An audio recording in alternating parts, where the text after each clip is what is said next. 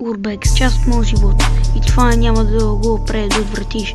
Ела сме на ЖП-то да отидем малкото. Първо ще отидем на завода в Царево. Минаваме през тревата и вече сме там. Аз си взех сладолед с вкусна бабългам.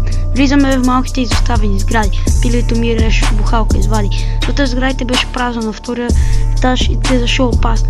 С графити и всичко беше размазано, но накрая влязохме в най-голямата фабрика. Взех и чипс с вкусна паприка. Първи етаж нищо, втори етаж нищо. Всичко беше празно. Настроението ми беше прекрасно. След време отидохме на ЖП-то. Аре, качвай се в БМВ-то. Влизаме в малкото първи, втори, трети етаж празно. След това видяхме мазе. Да вземем нож, да си тръгваме. Не. Мазата беше наводнена, стената беше с графити променена. С малкото се намираше по-отлез затопен. На спирката видяхме дива свиня, която по някакъв начин на покрива заспа.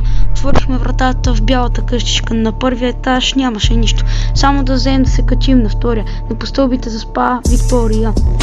Като се качихме на втория етаж, соко ми замери се на фас. Изо седеше и си викам бегай и цуни подгони, фаса си изрони. От безимените излиза пингвина и си викам с къв са тоя нига. А пича си взе клонка и наду Кинг Вон. А свин, и аз деше кон. Той кон му хвърлих бомбон и малко се успокои. А какво се случва е трудно да се обясни. Червената сграда, някакво лапе през прозореца си мяташе фас. Били толкова много, че направо не знам откъде ги е взел. От керамиденето немска овчарка лае, че то направо не се трае. Този пълен шит направих цял хит. И не ми се фука и че имаш 3 престижа на кит, защото от мен ще е пребит. Бягахме чак до строежа, изгубих си кеша, но Реш ми го донесе и извинения пренесе някакъв есхол надолу лазис. Сега ще му направя за бобо и с салато ще си прави кис, but I really miss твоя уникален рис. Отидохме към изоставената ясва, която само с годините порасва.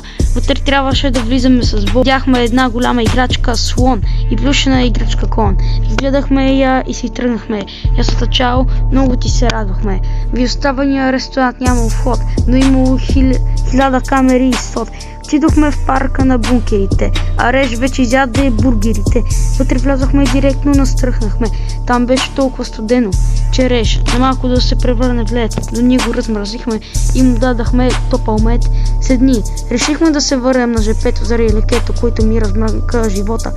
Издава такива звуци все едно, това е нова нота. Посякахме релсите и вече бяхме там, а лекето вика, че иска да е сам. Но аз иска да отида с него, че не знаеш какво ще направи лекето. Отидахме в склада и видяхме локали. Нищо необичайно, а ние вече бяхме тръгнали до зоната на смъртта. Изведнъж полазиме пота, изведнъж се появи орангутан. Бил огромен той ни взе и ни метна на някъде. Накрая се будих в някаква гора, а речал, че нямам батерия.